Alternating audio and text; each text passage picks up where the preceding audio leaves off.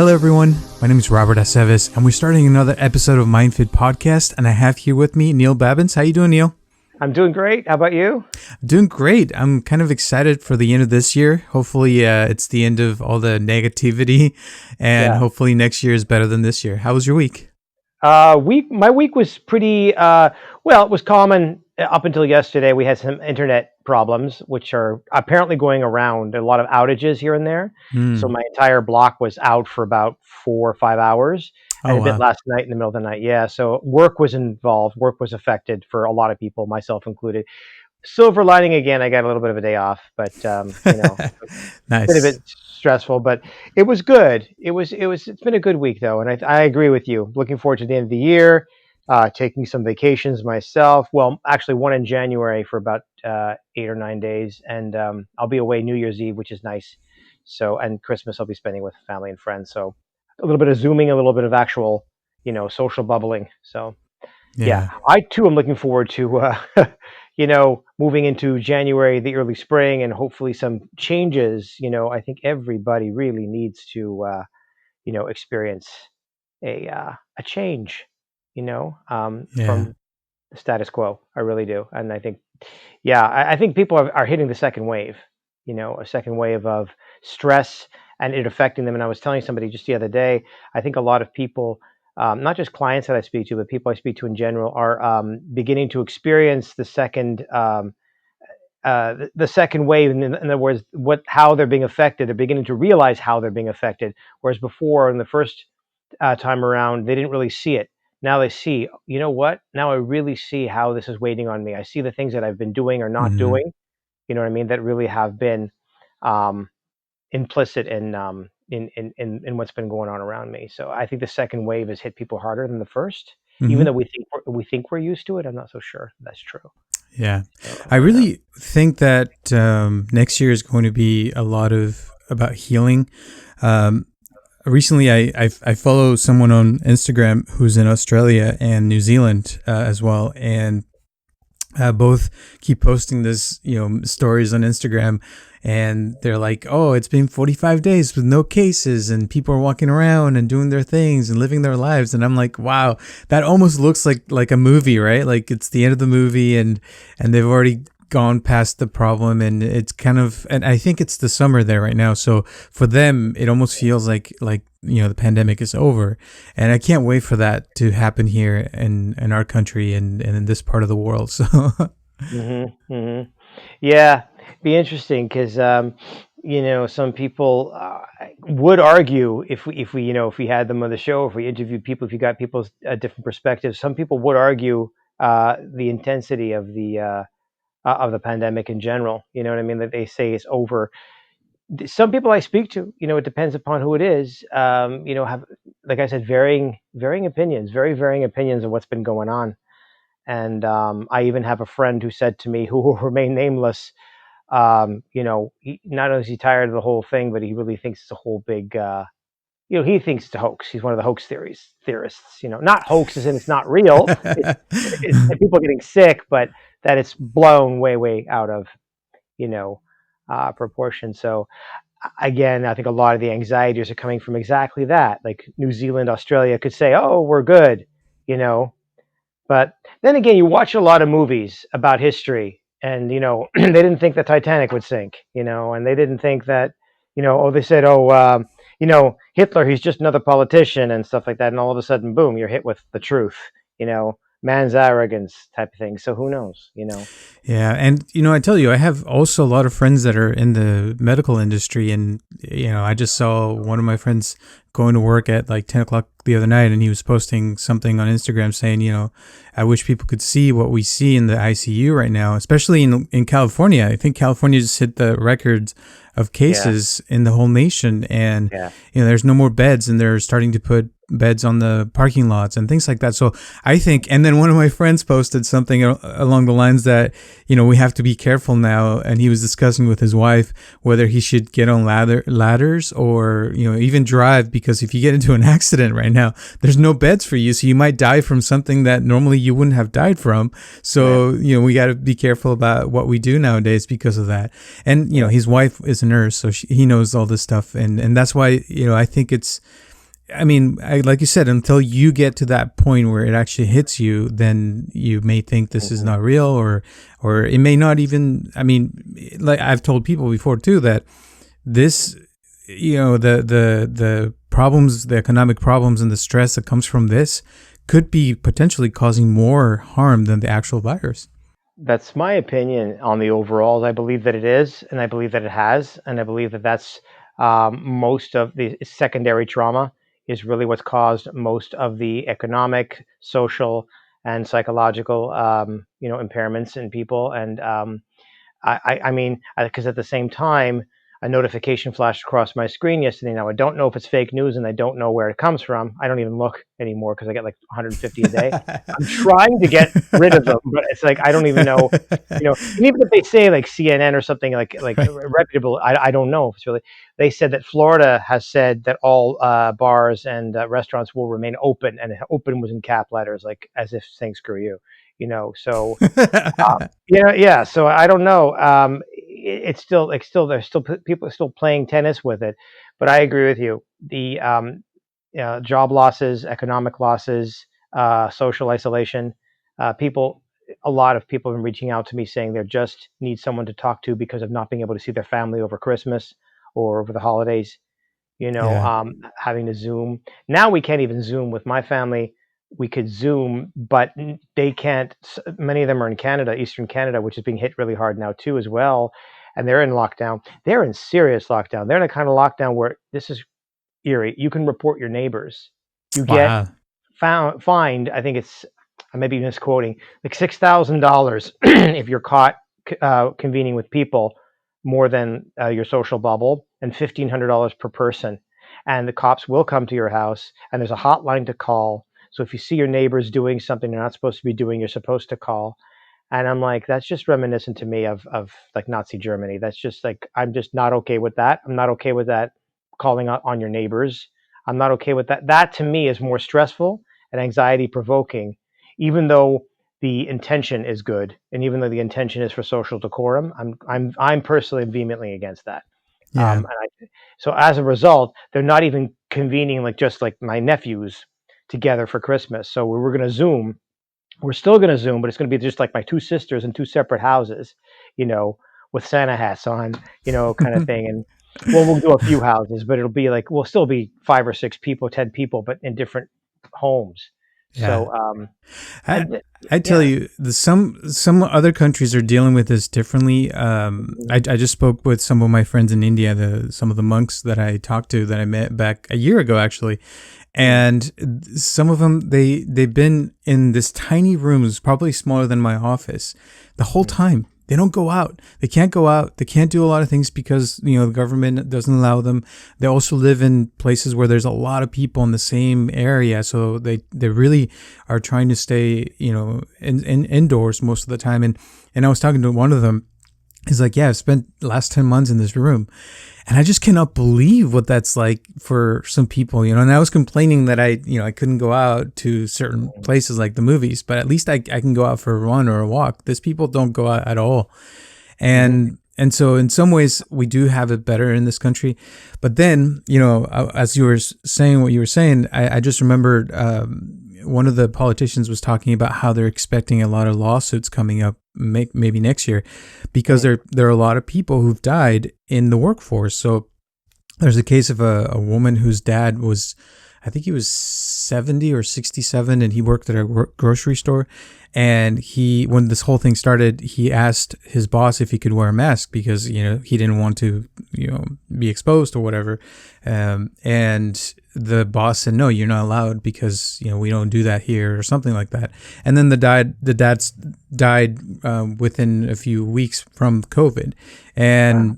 And so now she's suing the store and the owner. But I mean, can you sue them? I mean, I'm sure you can, but are You, they going to you, win or not, or what's going to happen? So you know what I well, mean?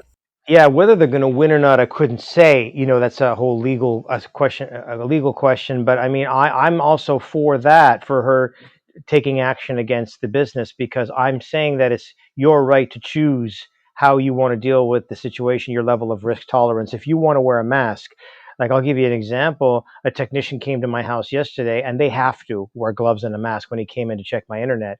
Now, Hmm. I wasn't wearing one, and I was aware the first couple of seconds when he opened the door, I said, "Ooh, maybe he thinks I should be wearing one. It's my house." Hmm. But it's like I didn't put one on. I just kept 6 feet away and told him what the problem is, and I was in the other room anyway. But he's coming into my home. He doesn't know if there's surfaces of COVID everywhere. I mean, I'm healthy as far as I know, but I don't think it's right to tell somebody you can't wear a mask or you shouldn't wear a mask. If you want to be careful, if you have symptoms and you want to stay home and someone says, no, come in or we're going to dock you, I think that person should be held responsible. That person has a right.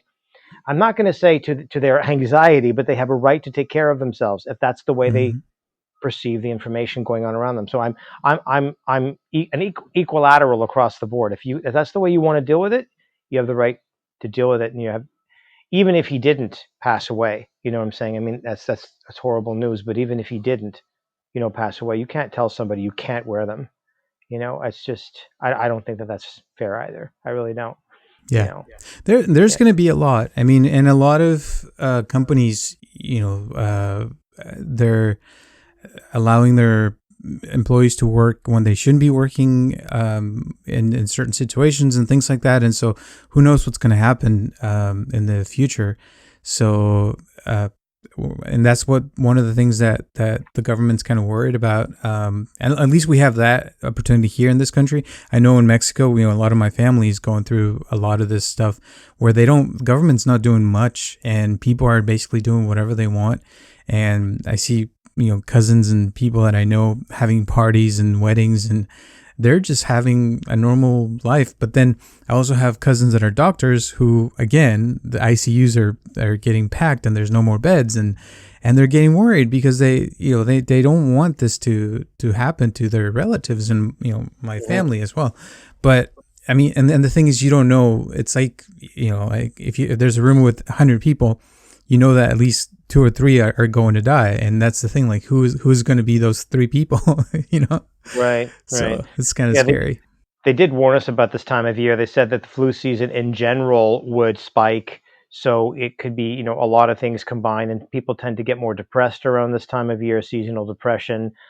Drinking levels go up, drug use levels go up, so there could be a lot of other secondary and tertiary, Hmm. variables as well. So that fill up ICUs and whatnot. And also, like we said earlier, the anxiety and social isolation and depression caused by secondary trauma, caused by what's been going on with COVID, also lends to people's, systems breaking down. You know, their immune systems breaking down and not being able to fight off disease and fight off even the common cold. Or, so all these are factors. I'm Hmm. not saying they fill up an ICU, but they certainly do play a part.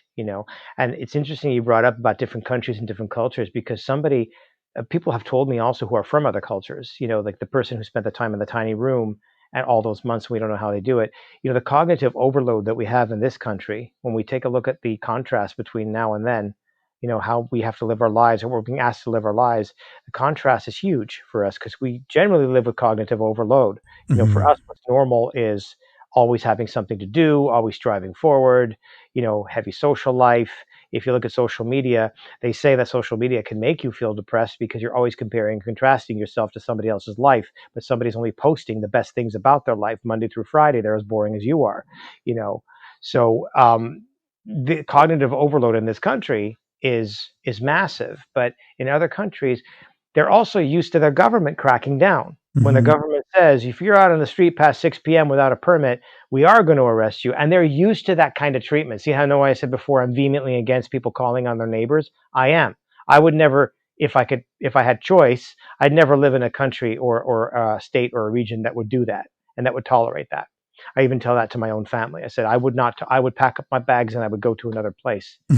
I'm not living in a place where somebody will call a hotline because their neighbor has somebody over. I don't agree with that. You don't want to do it, don't do it. But don't start calling on your neighbors, because that's just, yeah. But that's my cognitive mindset, right? That's me. But in other countries, that's exactly what would happen, you know, because people often think, like, why should, like your cousins in Mexico, why should they have weddings and parties and, mariachi bands, and I have to stay home in my 10 by 10 room, because it's totally different cultural mindsets. I'm sure that your Dalai Lama or the people you spoke to aren't saying that about your cousins in Mexico, because it's a totally different contrasted cultural mindset. So that's another factor. That's why different countries are dealing with it differently. And Yeah. people say certain countries, how come America is doing this or how come that country is doing this? Because it's a completely different mindset. Hmm. And I just think it's just something to put out there as we approach the end of the year, something to chew on. I'm not saying this is conclusive, but if the pandemic was to the extent that everybody had to react to it the same way, we would all, and this is heaven forbid a million times, we would all know somebody who was on a ventilator. We would all have lost 2 or 3 people close to us. We would all, like 1/3 of a group that we once knew would not be there anymore.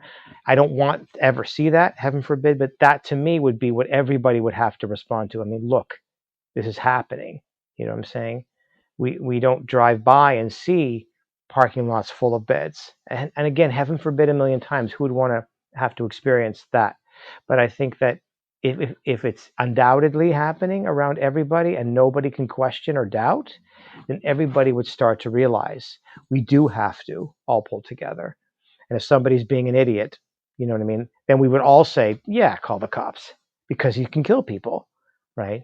So, yeah. Yeah, and I think in so many ways this. By the way, this podcast was going to be about something else, but I think this is a Yeah, good it's okay. subject. I think it's yeah, okay. I think that yeah, I think Yeah. there's going to be a lot of healing coming up because this whole thing has caused so much anxiety worldwide, and and at the same time, it's tested us in so many ways because now a lot of us are thinking differently. We're not. Things are definitely going to be before COVID and after COVID. Like, I was watching a picture of some people in a restaurant the other day, and one of my friends posted on the top, this is what socializing looked like before COVID. Nobody was wearing masks, and it was interesting because it seems so long ago. Because this year it feels like a decade. It doesn't feel like a year has gone by. It feels like 10 years have gone by, and I feel like in some ways, there's like I tell you, I was watching the story about Kyoto and how this pandemic has affected Kyoto. And Kyoto is a city that I'm not sure if you've ever been, but it's super like touristy. There's people from literally all over the world, and it's always packed. And this time it was completely empty. And this video showed how people are dealing with it. And in some way, the older people are actually happy because they remember what it was like before COVID. I mean, before that city became famous, after there was a World Fair, I think, in the 1960s, 1970s, and it became very famous because everyone saw how beautiful the city was, and then they started coming, and it was always crowded for years, and then this happens, and the streets are completely empty, and you look at some of the parks, and it's kind of eerie because these are very beautiful places, and one of the places that I went to is it's a mountain. It's like I don't know how to describe it, but it's basically like a cemetery. But there's this gate. It's very famous. You might have seen pictures of it where there's like gates that are red, and you can see like tons of them going up a mountain. And there's a lot of those paths throughout the mountain, and it's called Inari or something like that. I can't pronounce the name, but basically people go there to pray for their dead. Now that's the original intent, but most people go there just to see it because it's just beautiful. And so they were interviewing some people that are going to these things to actually pray now. And it's becoming, in some ways more spiritual again. And some of the things in Kyoto are changing. But then again, they were interviewing some older people who, were expecting this year to be the last year that they were going to travel in their lives. And they just didn't have that chance. And that was kind of like, oh my gosh, it's so true. Like, I feel like I was robbed from this year from traveling, but these people are never going to get a chance to travel again. And that was kind of sad. Yeah. Yeah. No, it definitely is. It definitely is. And you're right. It has felt like a decade. And it's changed a lot of lives in a lot of ways, cross culturally. Mm-hmm. And yeah, I mean, but in terms of healing, I really kind of wonder, how we're going to heal, where we're going to end up, where we're going to end up this time around, if the vaccine's going to actually be effective. Again, I get those notifications side of my screen that somebody had a bad reaction. See, there's a lot of anecdotal stories. That's what bothers me. is anecdotal stories. People will say who are listening to podcasts, well, I do know people on ventilators. I do as well. But I also know people who have had, triple bypass surgeries and who have died of cancer, heaven for, actually did, who were in car accidents, fatal car accidents. I also know people who passed away and had tragedies in their lives, non-COVID related. Probably as many or more if I was to quantify it in the past few months. So I know people who have died of many other things and have had tragedies happen to them and their families. I speak to people all day long. Mm-hmm. So anecdotally, whether, everything is happening to everybody at the same rate it's always been happening. We just hear about COVID, COVID, COVID. So it seems that every time we hear a story, we're like, there it is. There's proof. Yeah. And I'm not minimizing somebody's loss. It's a horrible thing to happen, Yeah. But A lot of people have died recently. I swear, every single day this week, I got a call from someone who had somebody passed away this week, and it's kind of sad. But I feel like, and not most of those deaths, by the way, were not COVID related either. But it is something that is affecting us. There's this, collective consciousness, and I think, like I said, this next year is going to be about healing.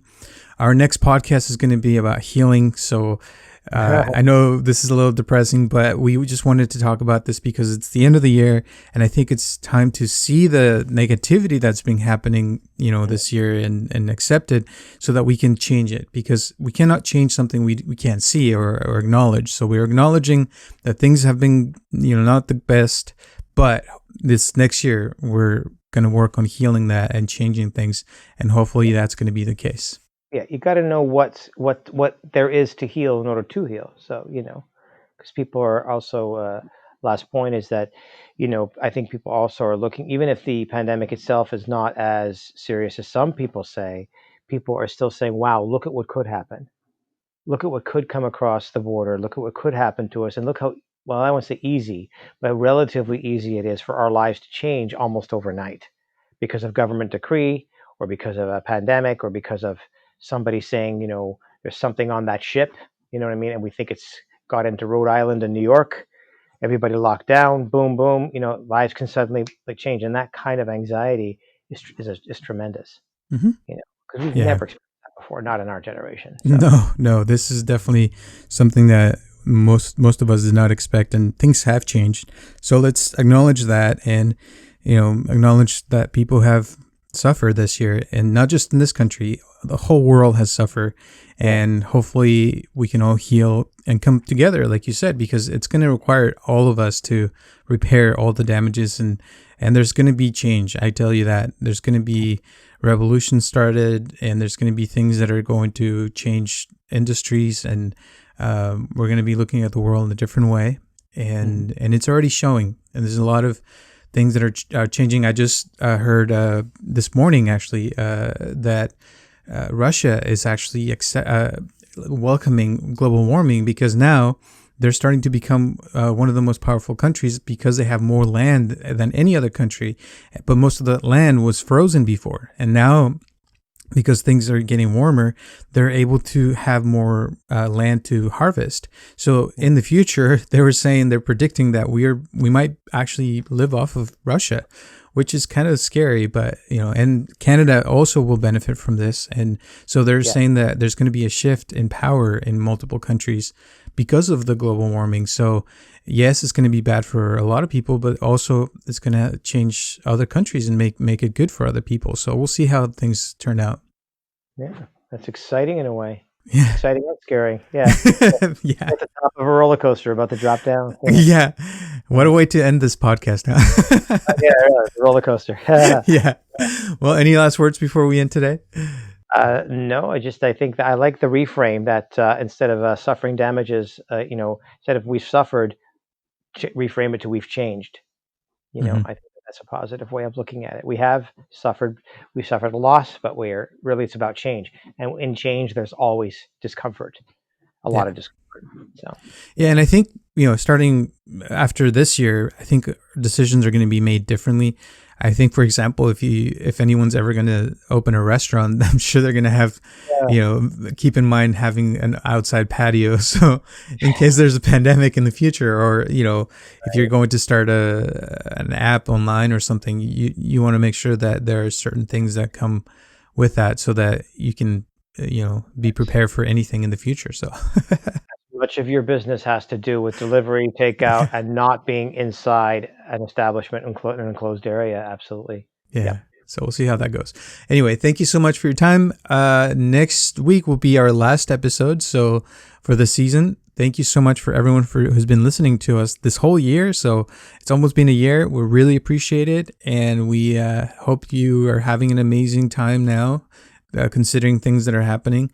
And, Merry Christmas, Happy Holidays, whatever you celebrate. Please have the best time with your family. Enjoy every minute of it, because, this is what really counts. This is what life is all about. And remember to live in the moment and enjoy it as much as you can. No matter what the society of the world is right now, just focus on what you have in front of you. And as long as you're breathing, I think things are good, so keep that in mind.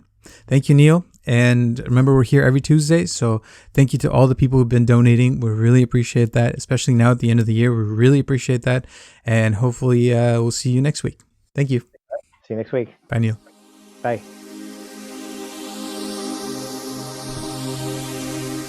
This podcast is brought to you by MindFit.